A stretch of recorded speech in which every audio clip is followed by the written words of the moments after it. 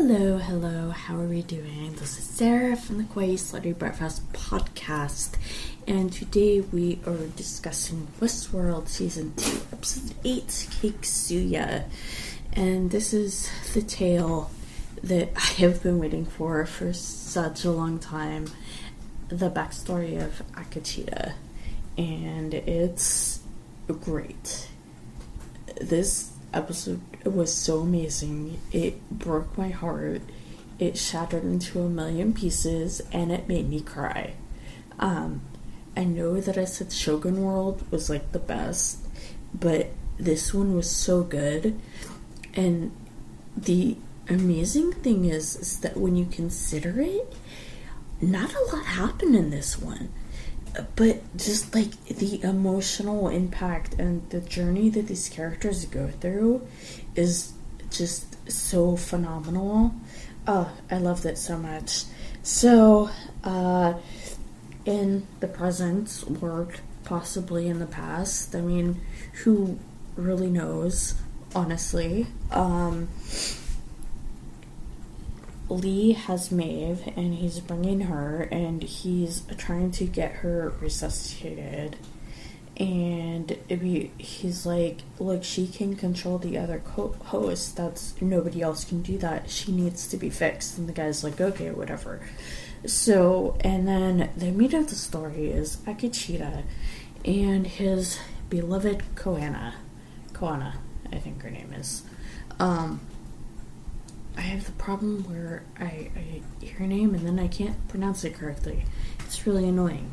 But anyway, so he's basically just an NPC, like literally, like Westworld is a video game. And so they decide, his story is kind of boring, so we're gonna make him a little more aggressive, you know?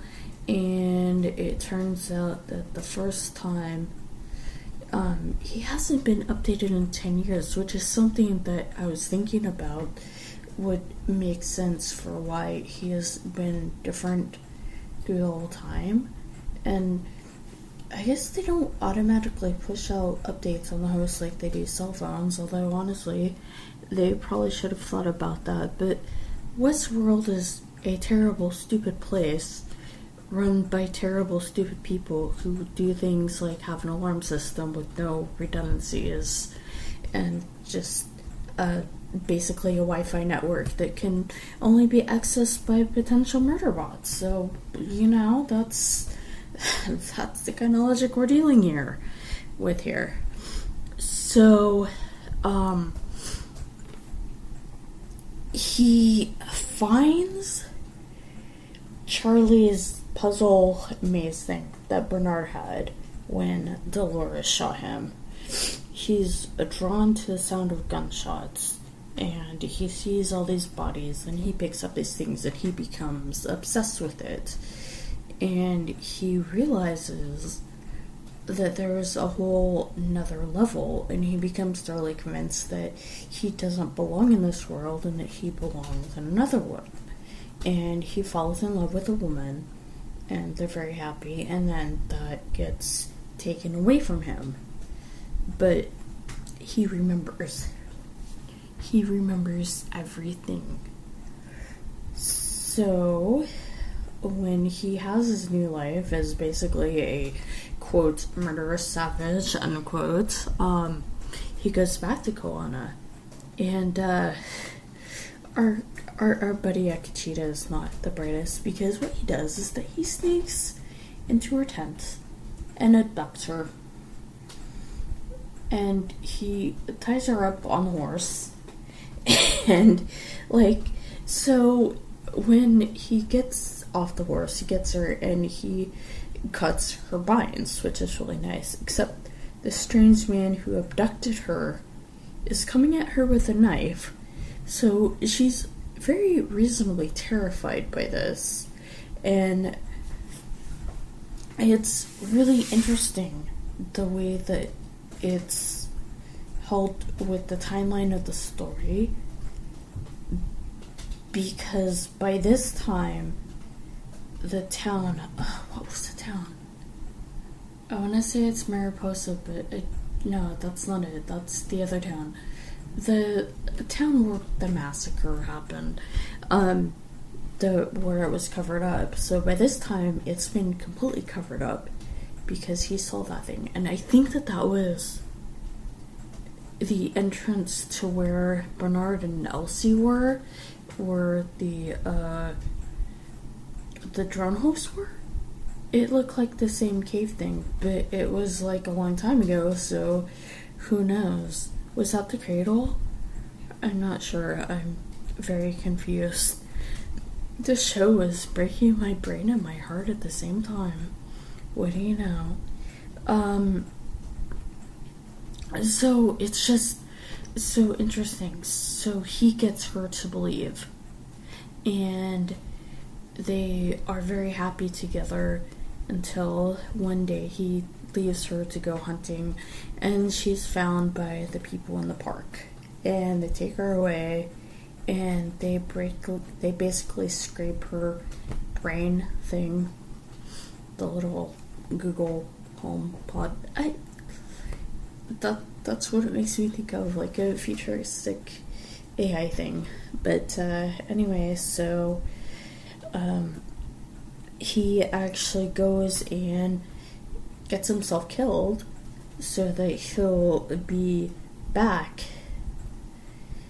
And he goes, he's awake through the whole thing. And he goes into the cold storage, he finds it with all these bodies, and he finds her, and he tries to bring her back, but she's not there. And he sees his friend, and he's gone too, because before, sorry, I forgot about this, but he's like, yes, and other people have been replaced.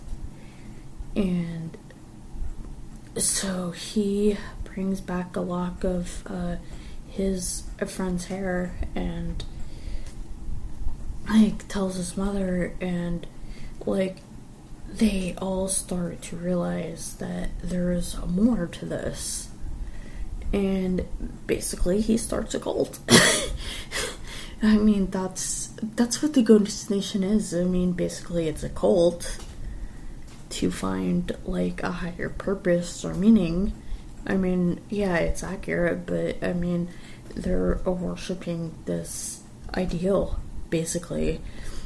So, and then the other story that's in the present, possibly the past, who knows?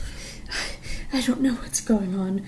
I mean, seriously, this whole thing could be somebody's memory. That, occurred to me, or, it could be a story, in The Princess Bride.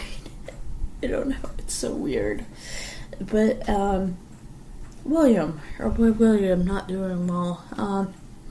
He's like, I'm not gonna die here. Then he collapses in front of some water, and Akachita comes by, and I was like, oh, upsie daisy, helps him on a horse, kind of just drags him there, and just leaves him there. And Maeve's daughter is also there, and that's who he's telling the story to.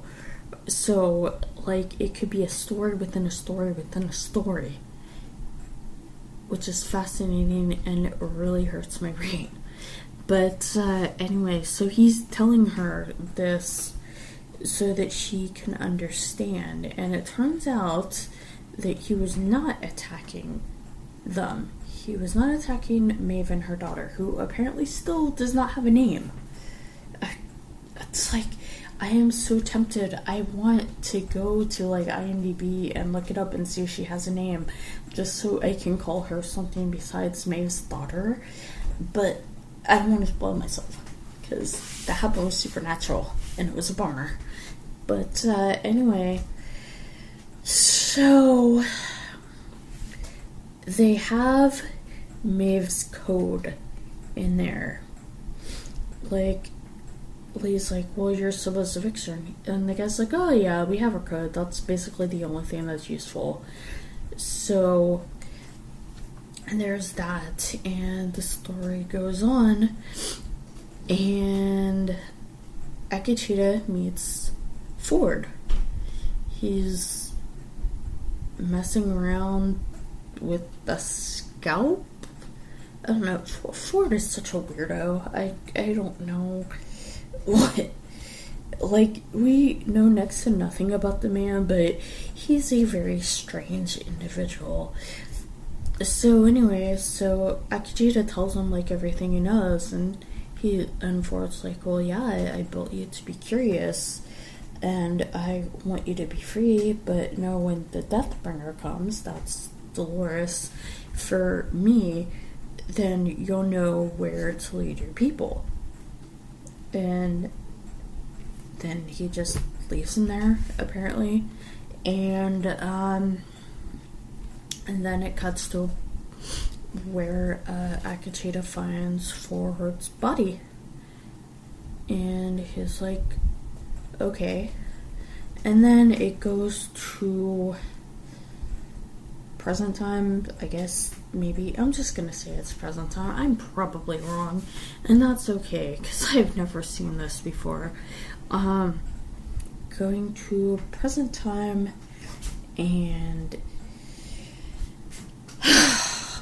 so Akachita is talking to Maeve's daughter, and the guy who's working on Maeve is like freaking out over a code because during the mesh network they're supposed to like reach out to each other to like transfer information, and he's like, well, she's transferring orders, and Charlotte Hale comes in and she's like, oh, what's going on, blah blah blah, and it turns out that Maeve is talking to someone, as for all intents and purposes she's on her deathbed, and the person she's talking to is Akachita, and he says, if you can stay alive, I will protect your daughter, but if you can't, then die well. And she says something like, and take my heart with you. And then it ends.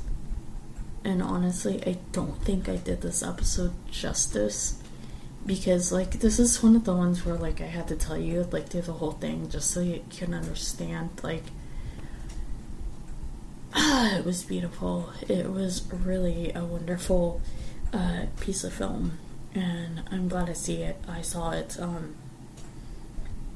I don't think I can talk more, otherwise I'm gonna start crying. So I think I'm gonna leave that here. And if you would like to talk to me about this, you can hit me up on Twitter or email me. Okay, have a hoopy day and keep it fruity. Bye.